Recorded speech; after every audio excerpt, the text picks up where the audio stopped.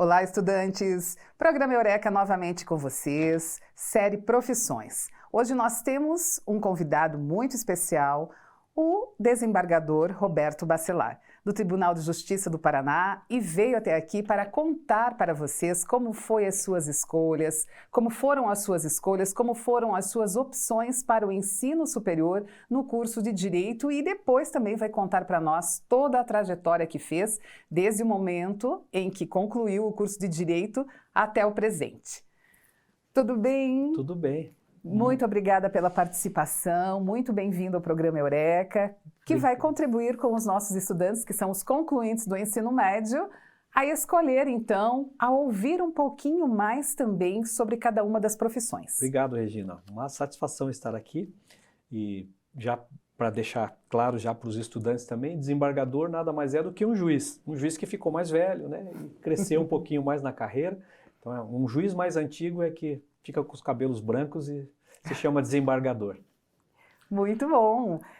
Então, doutor Roberto, em que momento da sua caminhada estudantil do ensino médio, que atualmente nós colocamos como educação básica, né, que é o ensino fundamental e o ensino médio, em que momento dessa sua trajetória você prestou mais atenção no direito e fez a sua escolha? Teve uma peculiaridade interessante, que foi quando eu comecei a estudei e a minha escola tinha uma cidade mirim. Então era uma cidade onde tinha prefeito, onde tinha juiz, tinha... Sim.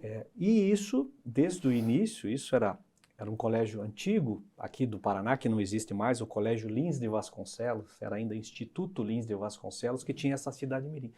Isso já me despertava um interesse por atividades públicas. Então tinha o vereador, tinha o prefeito, eu fui vice-prefeito da cidade mirim, eu gostava dessa... Então desde o início eu sabia que eu tinha uma vocação para alguma coisa voltada ao serviço público.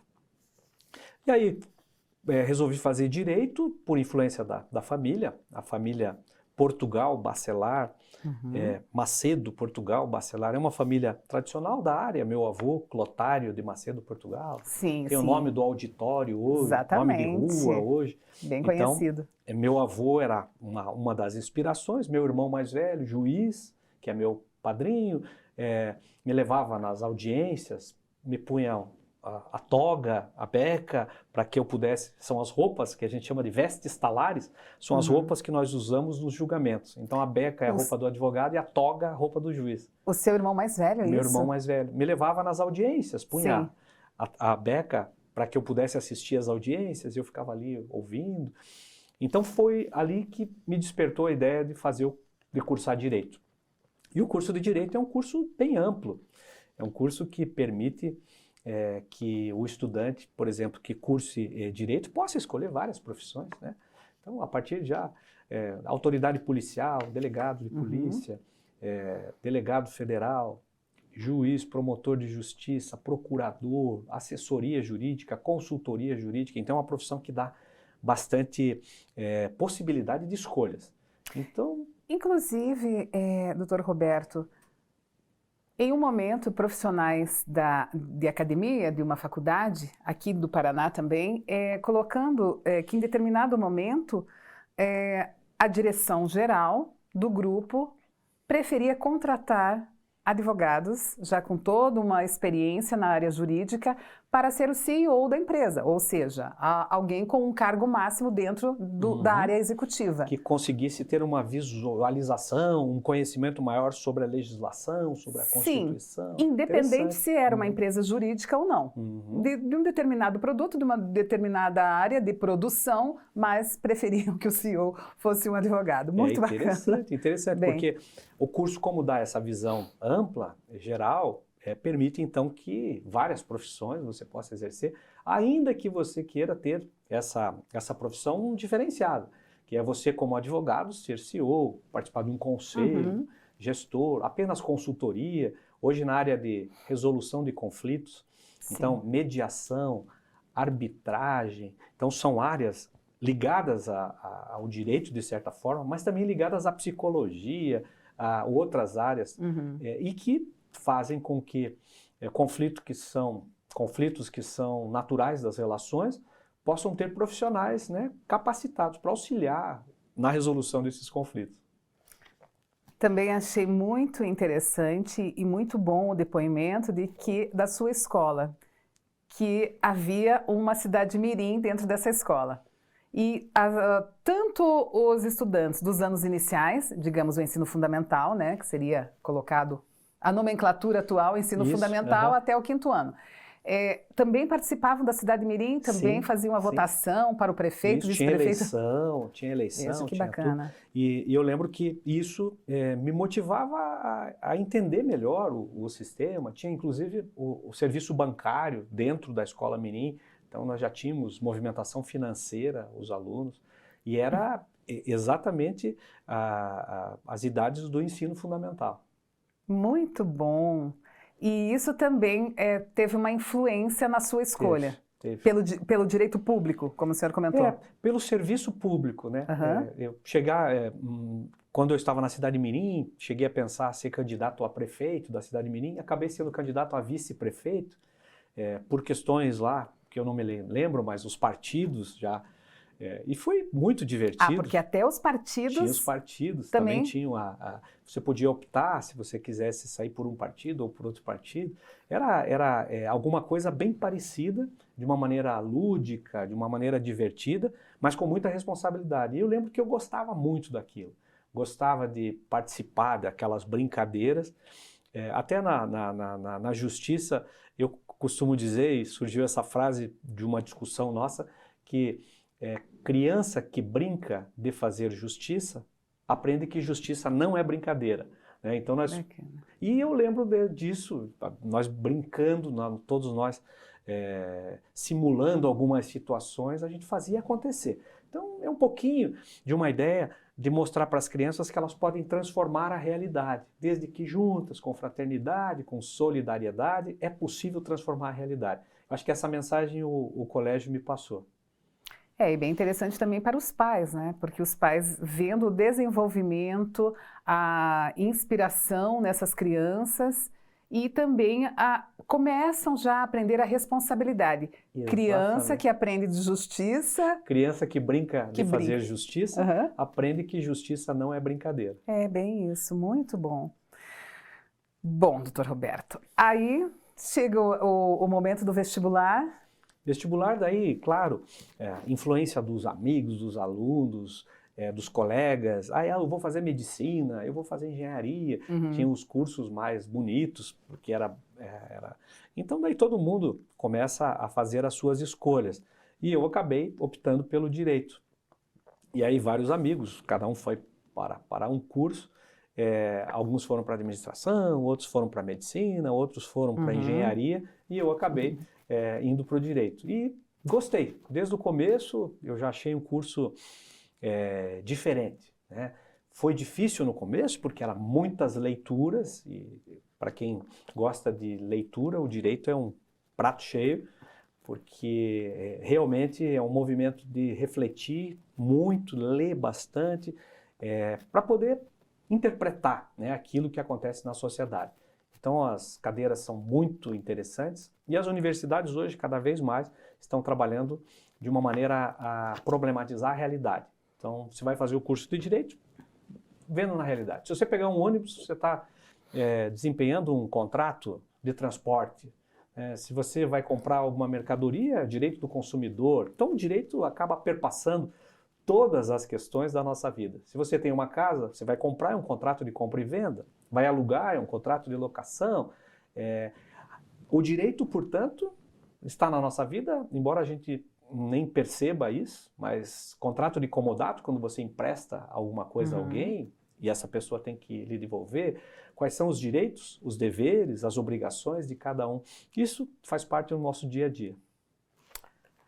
Doutor Roberto, a metodologia, a forma de ensino, a didática dos cursos de direitos das universidades, como é a sua opinião no seguinte sentido? Priorizam muito a letra seca da legislação ou em vez de conforme os exemplos que o senhor estava passando aqui. Porque se nós tivéssemos e fôssemos preparados no curso de Direito para ter esse olhar em todos os ambientes que estamos, também teriam uma compreensão maior do direito. Muito maior.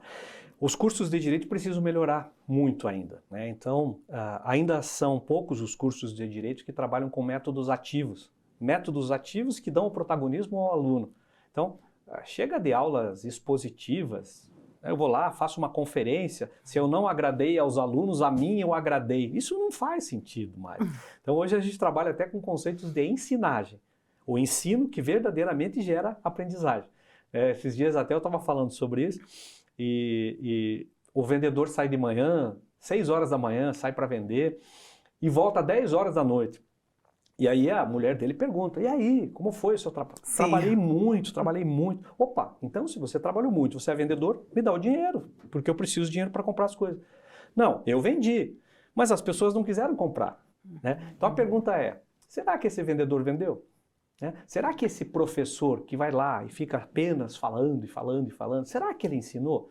Então a ideia de métodos ativos é problematizar a realidade. Traz um caso que interesse para a pessoa, a aprendizagem tem que ser significativa, tem que fazer sentido para as pessoas e o direito precisa passar por isso. Algumas escolas já fazem, na formação de magistrados, né, na formação dos juízes a gente já trabalha isso. Pega um caso da realidade, vamos trabalhar ação, reflexão, ação, o tempo todo nesse movimento reflexivo. E penso que o curso de direito tem que passar por isso. Tem que pegar os casos da realidade, discutir e dar o protagonismo para o aluno. O importante é que o aluno participe da aula. O aluno não deve assistir a aula, ele deve fazer a aula juntamente com o professor. Esse é um grande desafio, mas é um desafio importante, porque essa mudança de chave ela precisa acontecer. Tem um outro ponto também que me chamou muito a atenção durante o curso de Direito, que além de pedagoga, eu também sou bacharel em Direito. Mas com relação a em que momento aquela lei foi criada.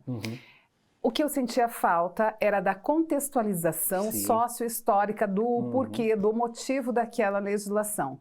Exatamente. E que isso passava reto. Então voltávamos para a letra seca da lei. Isso mesmo. Isso que você falou é muito importante, porque nós estamos inseridos num contexto espacial, temporal, cultural, local. É esse o momento, né? As coisas só se justificam de acordo com as suas circunstâncias e de acordo com o seu contexto. Não faz sentido hoje você aplicar uma lei simplesmente porque é lei, né? Mas faz sentido se você aplicar a lei a partir da Constituição. Então, a leitura que se faz peraí, mas a Constituição prevê a dignidade da pessoa humana. Isso valoriza a dignidade da pessoa humana? Sim, então eu posso aplicar essa lei. Se ela não valorizar, eu não posso aplicar essa lei. Hoje a gente discute muito uma ideia que é chamada, uma palavra pós-positivismo. Positivismo é o direito escrito da lei. Começou lá com Cícero, lá atrás. Devemos ser escravos da lei para poder ser livres, né? Cícero tinha essa impressão.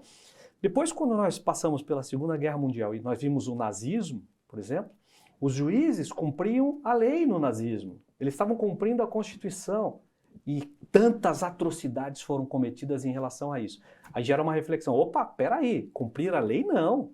Cumprir a lei desde que ela respeite os direitos humanos, a dignidade da pessoa humana. E aí vem a ideia de pós-positivismo. Não é o que está escrito, é aquilo que verdadeiramente é um valor, um direito natural das pessoas. Todos os seres humanos têm direito de ser livres. Todos os seres humanos têm direito de ser respeitados na sua dignidade. E aí vem os valores maiores e que aí casa bem com aquilo que você falou. A lei tem que ser colocada dentro do seu contexto, senão ela não faz sentido. E a ideia de justiça é essa, né? Justiça é o que se faz do direito. Sim. E o que se tenha uma reflexão sobre o momento da promulgação de determinada lei. Talvez Contexto tenhamos ainda, né? Exatamente, talvez tenhamos assim, quem sabe, né? Bem, nós vamos fazer um pequeno intervalo, já voltamos, o Dr. Roberto Bacelar continua conosco e vai também fazer a apresentação de um programa Justiça e Cidadania que iniciou aqui no TJ Paraná. Já voltamos.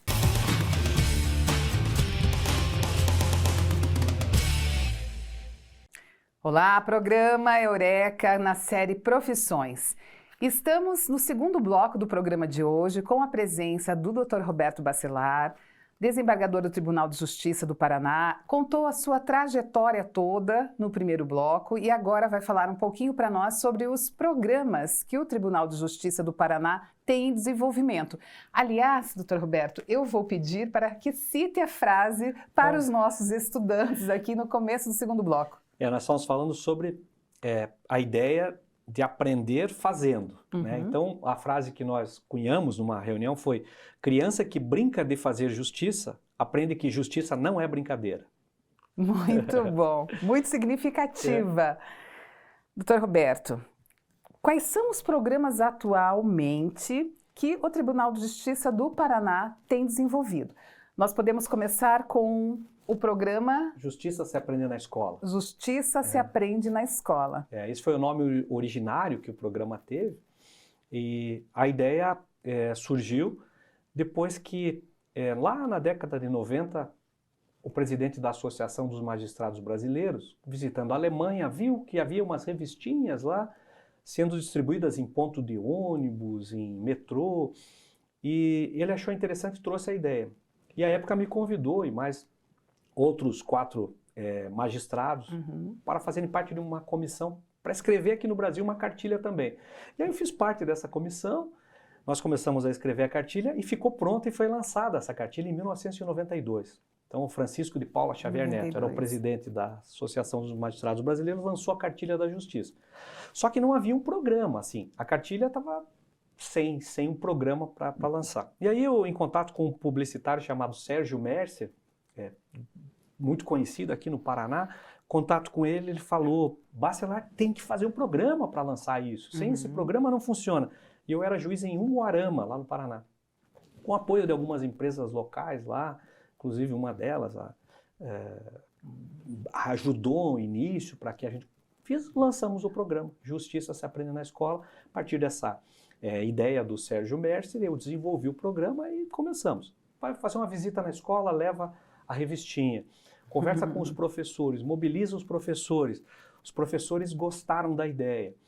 E aí traz os alunos para visitar o Poder Judiciário, leva o juiz para visitar as escolas, faz um concurso de relatórios para que eles digam o que eles aprenderam no programa. E aí o programa deslanchou. E aí foi contando histórias, dizendo como é a justiça, como são os deveres, os direitos, despertando as crianças na sua cidadania. Sim. O programa foi se desenvolvendo. Hoje já são mais de 6 milhões de crianças atendidas no Brasil todo. Puxa, isso é muito bom. E nós estamos então com esse programa, completa esse ano 30 anos já o programa. Então começou aqui no Paraná pequenininho, depois foi levado para o Brasil todo pela Associação dos Magistrados Brasileiros e hoje juízes do Brasil todo fazem o programa funcionar. Então o Paraná foi o pioneiro e continua, quer dizer, é um programa que nasceu e continua sendo desenvolvido aqui pelo Tribunal de Justiça do Paraná. Iniciou em 92, é isso? Isso 1992. Quando ele começou.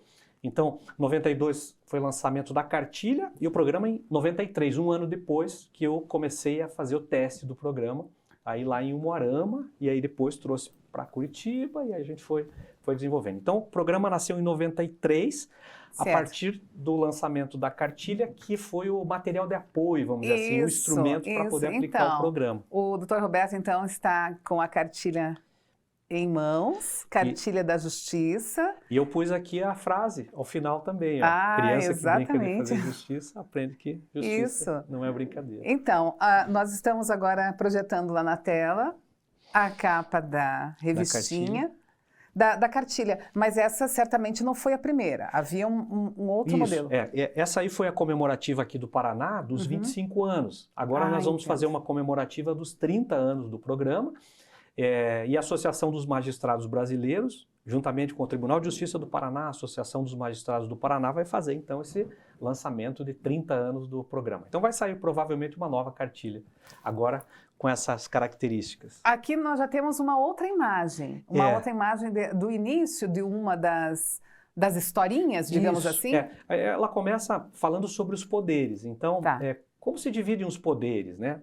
A ideia de haver um Estado que faz as leis, que executa as leis e que decide os conflitos, é importante para que as crianças percebam, então, que essa é a essência, né? Um Estado que faz as leis, então, poder legislativo. O Estado que aplica as leis, poder executivo, administra a cidade, o município, o Estado e a União. E o poder judiciário, que ajuda as pessoas a encontrar paz, resolver os conflitos, fazer justiça. Então, começa, então, a mostrar como funcionam os poderes. E, a partir daí, os direitos, os deveres, o que cada um pode, o que cada um não pode. Aquelas ideias que estão na Constituição da República, que a gente faz de uma maneira simples para que as crianças possam entender. Certo, muito bom. Então eu vou pedir para o nosso apoio técnico, o Kleber, que passe para nós as outras fotos também da cartilha. Que a primeira foi a capa, aí a segunda Sobre os poderes. As historinhas, então, elas são curtas, né? Então começa com os 3 poderes, depois fala o que faz o juiz, o que faz o advogado, tem um que faz o promotor. Algumas vezes nós produzimos vinhetas também, vinhetas curtas também, mostrando como funcionam as instituições e sobre os deveres e sobre os direitos. Vamos lá, vamos ver se o Kleber consegue colocar para nós, então, algumas das imagens da cartilha, para que nós possamos colocar aqui na tela para o nosso público. E também tem uma outra, enquanto nós não temos as imagens, também tem esta outra... Aqui uma cartilha? Nesse momento, também, não. Também é uma cartilha. E aqui já são outras ideias que surgem, que é para resolver conflitos de uma maneira independente, sem necessidade de procurar o Poder Judiciário. Então, a gente trabalha com a mediação. Da mesma forma, a gente trabalha com a justiça restaurativa nas escolas. Então, são formas de solucionar os conflitos de uma maneira pacífica, conversando com as pessoas. Então, e essa cultura da paz, ela começa desde cedo, né? Então, existe uma tendência de você, eles chamam de cultura do litígio, cultura da guerra. Cada vez que fala em conflito, a pessoa se assusta, fica pensando, conflito é uma coisa ruim. Não, conflito é neutro, ele não é nem ruim nem bom. Ele é uma oportunidade que você tem para deixar as coisas claras, para você poder viver feliz. Você tem que ter conflitos. Não é possível você viver sem conflitos, só se você morrer. Daí você não tem conflitos. Então a ideia é que nós trabalhemos o conflito de uma maneira positiva. Todos os dias vamos ter conflitos. O problema é como que eu vou resolver, como que eu vou tratar isso. E aí vem a mediação, a justiça restaurativa e, em último caso, o Poder Judiciário. Só para nós retomarmos então, doutor Roberto, nós temos ali 20 anos do programa, né? Ali era já 25 anos já do programa, né, nessa cartilha, e agora vai sair a cartilha dos 25 anos do programa. Essa é a mediação. Essa é da mediação. Que o doutor Roberto acabou de citar. Essa cartilha da mediação, ela também é distribuída nas escolas, trabalhada com os estudantes? Também. Então, existem momentos, então, que as escolas mesmas, elas pedem que nós demos um enfoque em algum aspecto mais específico. Então, vamos pensar no contexto. Em determinado momento, no desenvolver do programa, surgiu o Código de Trânsito Brasileiro. Então, nós fizemos uma cartilha do trânsito brasileiro para tratar, então, da circulação de pedestres, uso de cintos de segurança, faixas de pedestres. Então, em determinado momento, esse material de apoio ele é flexibilizado para poder atender às peculiaridades do contexto histórico, espacial, temporal, cultural, local. Então, dependendo da importância que determinado momento exija para determinado tema, então nós vamos trabalhar também aquele tema. Tudo que está dentro do direito, dentro da Constituição, dentro dos deveres e dos direitos, a gente pode trabalhar dentro do programa. Algo como sendo a demanda de uma região, de uma cidade, do município, de um bairro, de uma cidade. Exatamente. A demanda é colocada, então, pelas escolas. A violência, por exemplo, em determinado bairro de Curitiba. Então, no programa que a gente desenvolve, em parceria com o município de Curitiba, né? Então, é o programa Justiça e Cidadania se aprende na escola. Está sendo desenvolvido em parceria com o município de Curitiba. Em determinado bairro tem alguma demanda específica, então nós vamos trabalhar essa demanda específica. Então, o programa é flexível e ele é construído na própria escola, juntamente com os professores, juntamente com a comunidade. Então, embora nós tenhamos assim um manual de aplicação do programa, ele é totalmente flexível para permitir que nós possamos trabalhar os temas de acordo com o especial interesse que a escola, os alunos e a comunidade tenha sobre o direito, sobre a justiça, sobre o poder judiciário. Será que os pais, os responsáveis legais pelas crianças também dão um pitacozinho ali? Olha, por aqui eu gostaria de saber mais. E o inverso também, as crianças levam para casa e ensinam os pais.